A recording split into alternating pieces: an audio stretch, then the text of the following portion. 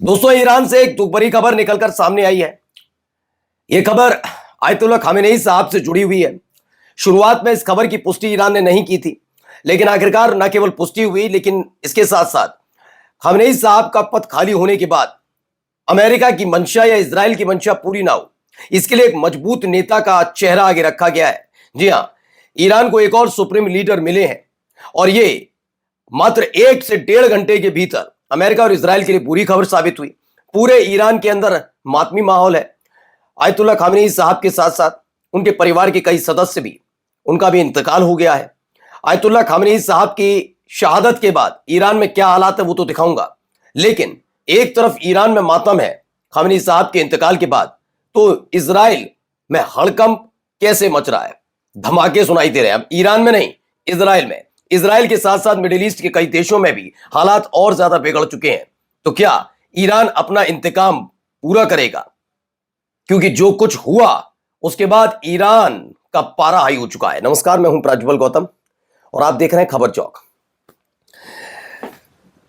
काफी कुछ चीजें हैं दोस्तों, ये चीजें कि जब आपको पता है कि अमेरिका क्या स्थिति में खड़ा है और अमेरिका का रवैया कैसा है। इजराइल एक पिट्ठू देश है, मैं कभी उसकी तारीफ इसलिए भी नहीं करता क्योंकि एक तो विस्तारवादी देश, तो उसके बारे में क्या ही अच्छा बोला जाए।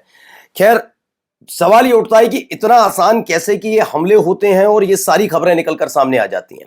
इतना आसान कैसे हो सकता है? क्या वाकई कोई देश के अंदर गद्दार था? ये सवाल पूछना इसलिए बहुत ज्यादा जरूरी है। क्या ईरान के अंदर कोई ना कोई था? इसीलिए क्योंकि जब आपको पता है कि आप युद्ध क्षेत्र में बैठे हैं, पूरी तरह से आपने कमांड कर रखी है, आपने सब कुछ कर तैयारी कर रखी है, इतना आसान ईरान में हमला करना, चलिए हमला हो भी जाए तो डायरेक्ट खामेनेई साहब के घर को निशाना बनाना, राष्ट्रपति भवन को निशाना बनाना इतना आसान था क्या? इस पर आगे हम चर्चा करेंगे, लेकिन सबसे पहले आपको कुछ खबरें दिखाते हैं। हालात क्या है जरा पहले सुनते चलिए। दरअसल आयतुल्लाह खामेनेई साहब के बारे में जब ईरान के स्टेट मीडिया जो है, वहां की सरकारी चैनल, वहां पर एंकर उनकी शहादत की खबर पढ़ रहे थे, उस समय वो काफी गमगीन नजर आए। और गम सिर्फ इस बात का नहीं है कि एक देश के कोई सर्वोच्च नेता, हमारा क्या लेना देना, ऐसा नहीं है। बात यह है कि अत्याचार के खिलाफ कौन खड़ा है, कौन नहीं। अब आप कहेंगे कुछ लोग ऐसे भी हैं जो कहते हैं कि ईरान के अंदर क्या क्या हो रहा था आपको पता नहीं, आप यही कह सकते हैं। मेरा बस सही सवाल है, ईरान के अंदर कुछ हो रहा था तो याद करिएगा, रजा पहलवी की भी जब गद्दी छीनी थी तो किसी दूसरे देश ने, रूस, चीन या किसी और देश ने आकर बम नहीं बरसाए थे। वो इस्लामिक क्रांति थी, यानी ईरान के द्वारा, ईरान की तरफ से, ईरान के लोगों के लिए और ईरान के लोगों की तरफ से उस क्रांति को जन्म दिया था।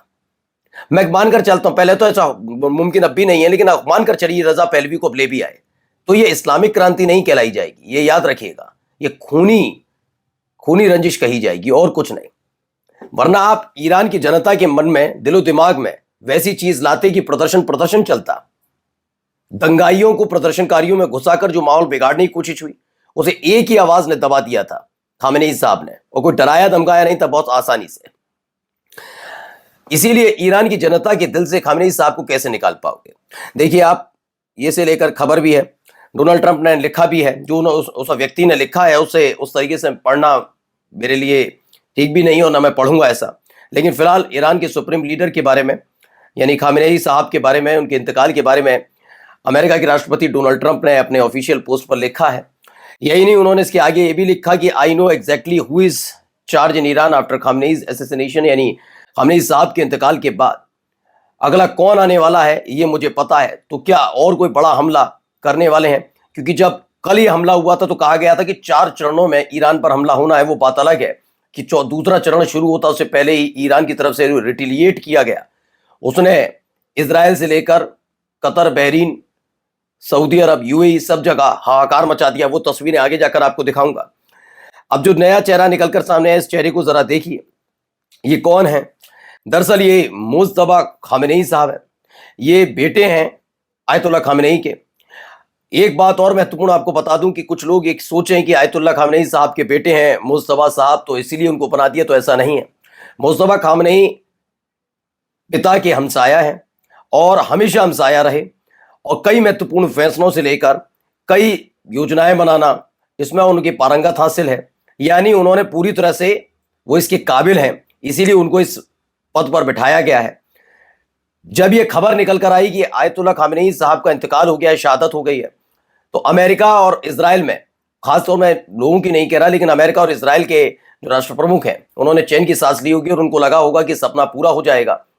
लेकिन मुस्तफा खामेनी साहब के पदभार संभालते ही ये और विकट होने जा रहा है। कैसे विकट होगा भी आपको वीडियोस दिखाता हूं, उसके बाद देखिए। जहां एक तरफ मातम मनाया जा रहा है, देखिए खबर में, ये देखिए, ये मातमी आवाजें आपको सुनाई देंगी इसमें। लेकिन उससे पहले देखिए, Iranian media reports that the supreme leader daughter, यानी खामेनी साहब की बेटी, उनके पोते, उनकी नाती जो ग्रैंडसन है, पोते हैं, और दामाद, वो भी इस पूरे स्ट्राइक में उनका इंतकाल हुआ है। देखिए इस ईरान में इस समय के हालात क्या है, जरा देखते चलिए।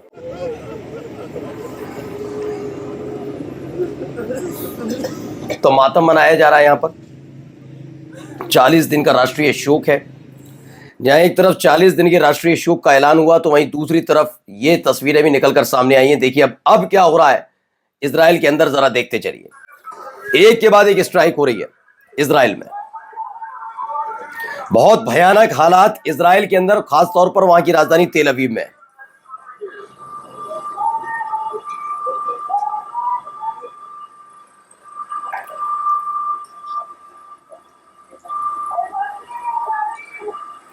तो तबाही का मंजर इजराइल से निकलकर आया है। और भी देखिए, तबाही की एक दो तस्वीरें नहीं है, पूरा तेल अवीव और हाइफा। पहले मैं बता दूं आपको, तेल अवीव, हाइफा, होलून, इन इलाकों पर बहुत भीषण बमबारी की है, मिसाइल दागी है।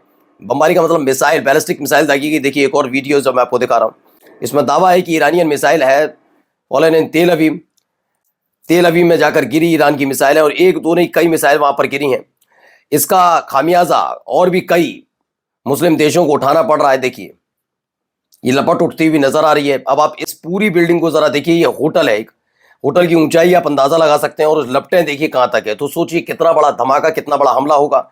ये एक ऐसा देश है जो अपने टूरिज्म के लिए जाना जाता है, ख्वाब हर कोई जाने के लिए देखता है। मैं बात कर रहा हूं दुबई की। दुबई के बर्ज अल अरब में ये हमला हुआ है। ओमान से भी निकली हुई तस्वीरें हैं। ओमान में खाली करा लिया गया है, पूरा का पूरा जो होटल से खाली करा लिए गए हैं, क्योंकि अब खास तौर पर यूएई का पर्यटन बर्बाद होने जा रहा है, ऐसा दावा है। क्योंकि ये एक खबर, खामेनी साहब के इंतकाल वाली खबर ने ईरान को झकझोर कर रखा है, और उसके बाद इंतकाम दर इंतकाम। जरा देखिए ये वीडियो भी।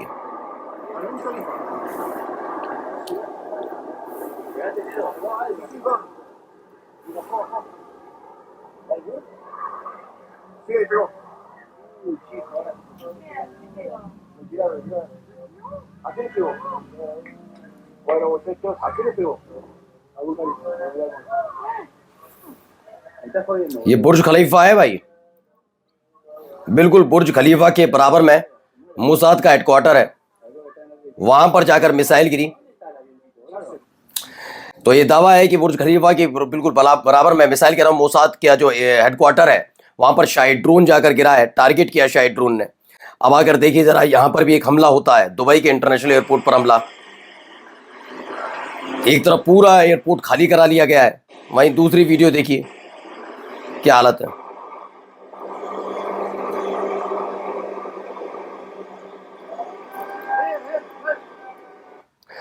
तो लगातार सायरन बज रहे हैं, और बात यह असली ये है कि ईरान पर इजराइल ने अमेरिका के सहयोग से हमला किया था, लेकिन ईरान ने पिछले 24 घंटे में न केवल इजराइल बल्कि कई अरब देशों की हवा खराब करके रख दी है। खामेनी साहब का जाना ईरान के लिए नहीं, दरअसल मैं इसे जस्टिफाई भी नहीं कर सकता, लेकिन मैं कैसे आपके सामने रखूं, अपने शब्दों में पिरूं, कि एक वक्त एक व्यक्ति जो नोबेल पुरस्कार के लिए लालच में लगा रहता है कि मैंने युद्ध कभी नहीं किया, मैं तो युद्ध रुकवाए हैं, वो आदमी ये करता है।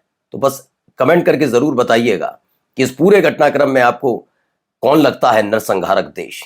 नमस्कार। New public inter college Lucknow, admission open.